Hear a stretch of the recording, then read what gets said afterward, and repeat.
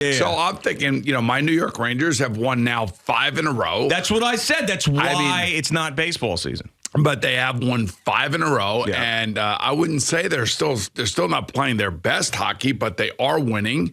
They are right there at the top of the league again. But their changes have to be made. There has to be certain trades, much like the Knicks made trades. Now the Knicks trades, unfortunately, really haven't had a chance to take hold yet because they're not whole as a team. Jalen Brunson, you're right. He got screwed. Let's face it.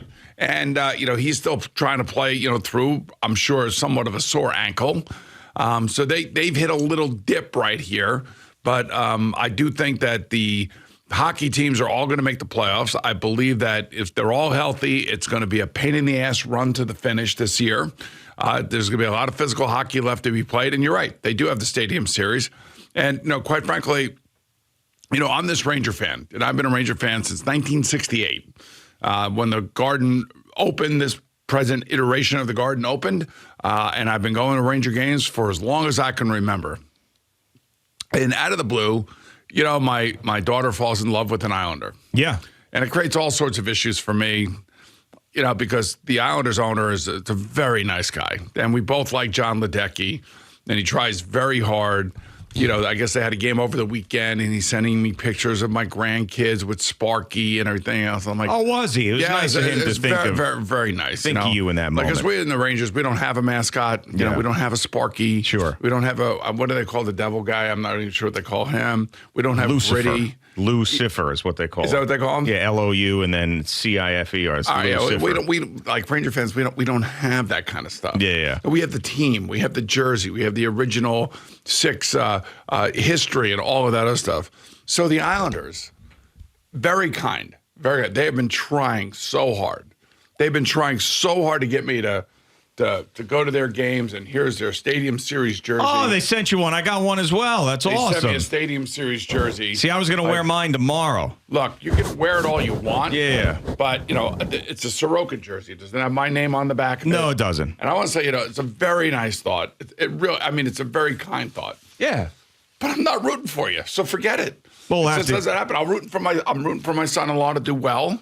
I will say that. I will admit that because I want his kids to be happy. Yeah. And I want them to buy into the whole thing because it's a great sport. It's a great environment to be around. And I think that Winnie is starting really to understand that. But, I'm sorry. I can't. I'll give that to an Islander fan. No. I'll give it to an Islander fan. I'll decide who to give it to. I got I'll it. decide. I would give it to you, but We're going to give it to Pete right now. It'd be so nice. I'm not giving it to Pete. Why not? Pete Bellotti. No, I'm not giving it to Pete Bellotti. Why not? He's a huge Islander fan. But what has he done for me?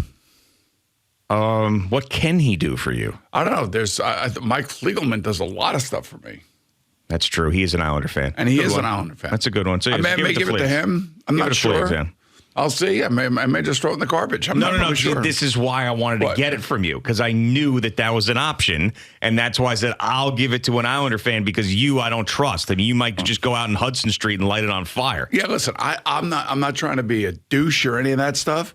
Again, Mr. Ledecky's great. I love the fact that he's sending me pictures, trying to drag me in. Hey, come over to UBS, be my guest. I'm like, for what? Rangers send you one of those jerseys? No, they have not. Okay. No. Listen, I give the Rangers my money. Oh, that's what, yeah. So right. They're not going to give me a jersey. And I'm not looking for one either, by the way. But I'm just... It'd be nice occasionally they send you something. Listen, they don't have to. They don't have to send me anything. Okay. You know why? Because they have a gazillion fans. No, because they already got you by the balls. That's why. What's that? They already got you by the balls. That's why they don't send you anything. Yeah, exactly. That's exactly right. So, I mean, it is very tempting. Big blue hand. Because I have a feeling that if I were an Islander fan, man, we'd have carte blanche over there at UBS. Yeah, I guess at some point, and I'm not denying that we did this, but at some point we told Peter Schwartz that the Stadium Series tickets would be a thing that we would get him if he was covered in fluff. So he's been bugging me for that now, and I gotta come through on that whole thing. So, Mr. Ledecky, if you're listening, we've got to get the Schwartzes into MetLife Stadium somehow, some way. Man, I was looking at because I don't like doing the bothering people for stuff thing. I really don't. And I was looking on just to buy like the verified resale tickets for the Stadium Series of Ticketmaster. Yeah. I was like, I figured just throw the Schwartzes up on the top, right? Just, there's like $300 to sit all the way up at the top for the Stadium Series. That's good enough for them, the right? The higher you sit, the better you see the game. No, that's the way you got to look at it. I guess. But then there's like, $700-800 a ticket to sit closer. Damn. It's a little much. It's a little much. I mean, this is nuts. Now, is that just for one game, or do you get both games? No. It's just the Islander-Ranger game. Oh, it is? Yeah. Yeah, I mean, we haven't gotten anything from the NHL either promoting any of this. So we're kind of doing this on our own, and because the Islanders sent us these lacrosse jerseys. So Hey. Be careful. The NHL keeps reaching out to me, and they'll say, would you like any Rangers, Devils, or Islanders players? So I always respond, they go, who you got from the Rangers? And then they write back, how about someone from the Islanders or Devils? I go, no. Wow. The Rangers not very good that way. They just... But they're offering Rangers first, and when I say Rangers... They don't need promotion. That's the thing. They don't need it. They sell out the Garden. The Garden was rocking last night. They got a shutout win by Shesterkin, his first shutout of the year. And I personally don't think that they're even really remotely playing their best. Yeah. But they're still winning, and that's good. And, this is...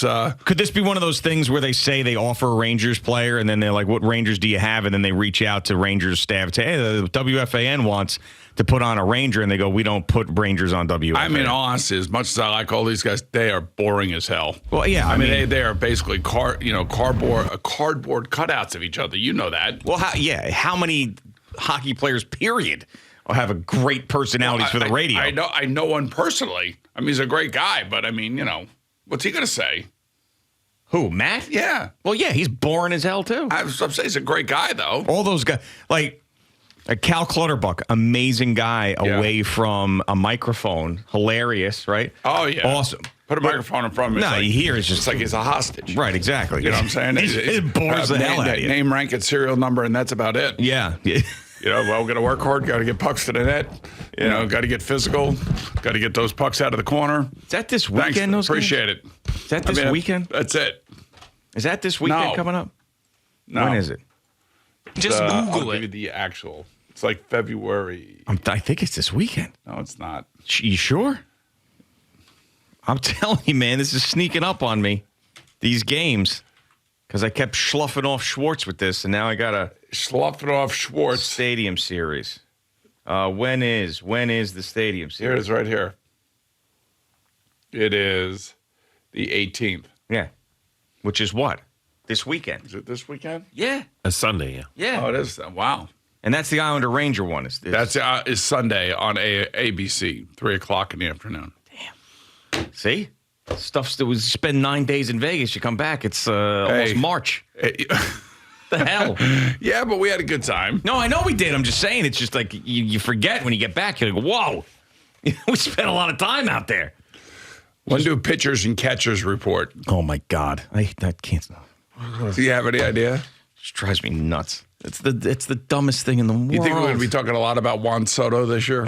Yeah, no, I think so. But let's get there. Opening day is a thing.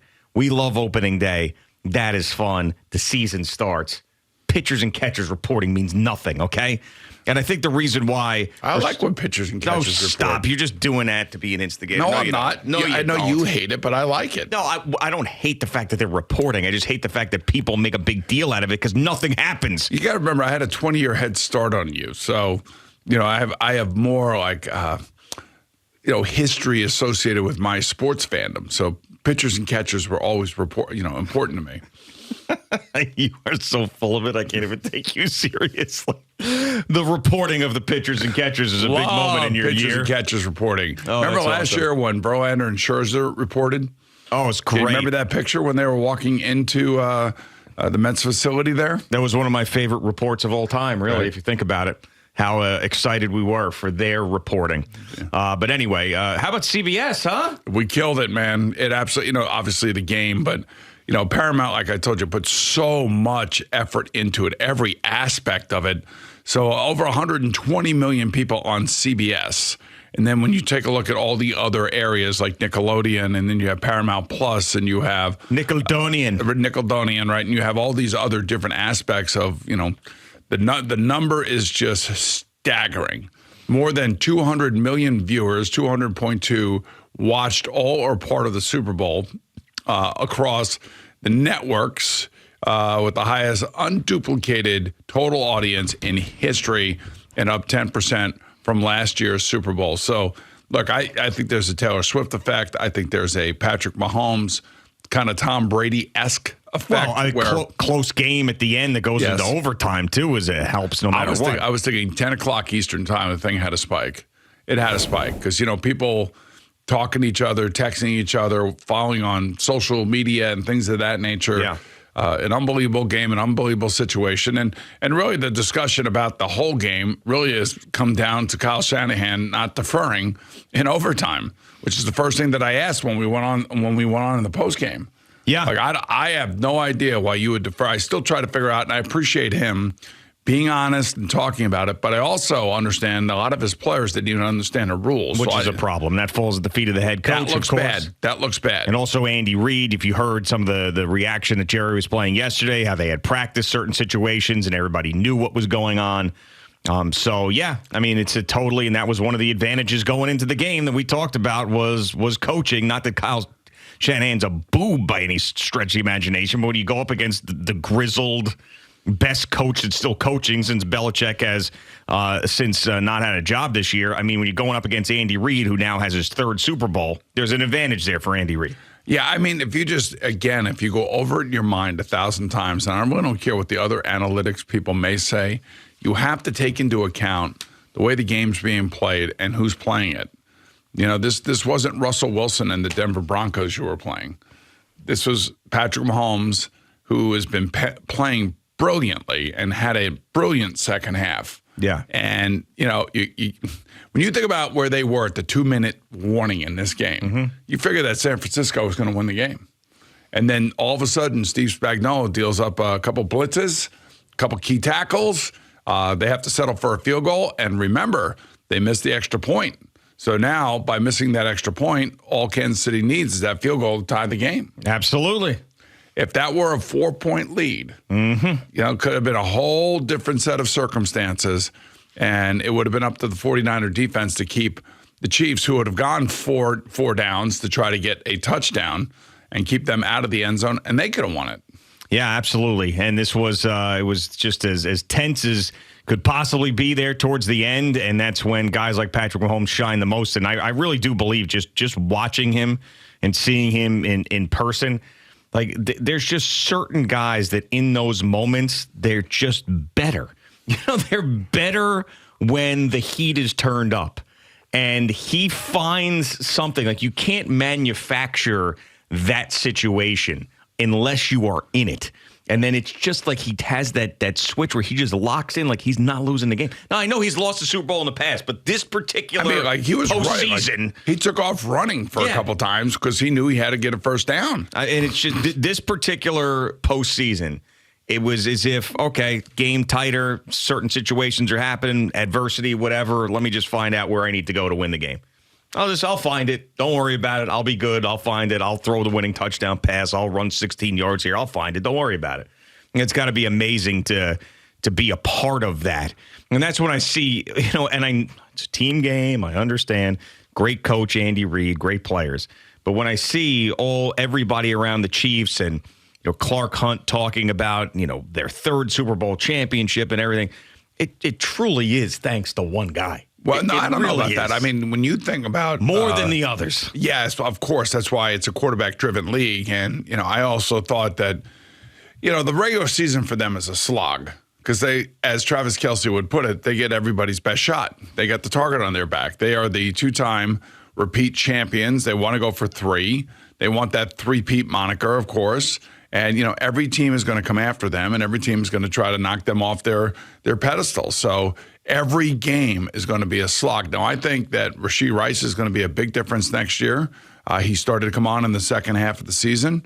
They'll draft probably another wide receiver if they don't sign one in free agency. They got a big question about Chris Jones because he's one of the better defensive ends in football, and he is a monster. He's going into his free agent year. Remember, he held out this year and missed the first game of the season because he wanted that new contract, and they didn't give it to him. So there's something there between him and the club, because that contract would have been a massive contract had they truly believed in him. Like, I think they're afraid to give him like $100 million guaranteed or $60 million guaranteed because they don't know about. I think they don't know about the effort after that. After that, I know he's one of the most important players in their team, and they would never ever come out and ever say anything about that. But there's no question when he wants to play and he puts the effort in, he's a pain in the ass to deal with. He's that good. The question is, are you going to get that for 17 games? And that's the other thing. 17-game season is a long, long season. And I think that's why the Chiefs season was dipping. It went up, down, up, down, up, down, lose to Buffalo, lose to this team, lose to the Raiders. I mean, you say so, how does this team lose to any of those teams? Well, this season, you miss guys for a couple of weeks. I don't know. It's a slog for everybody.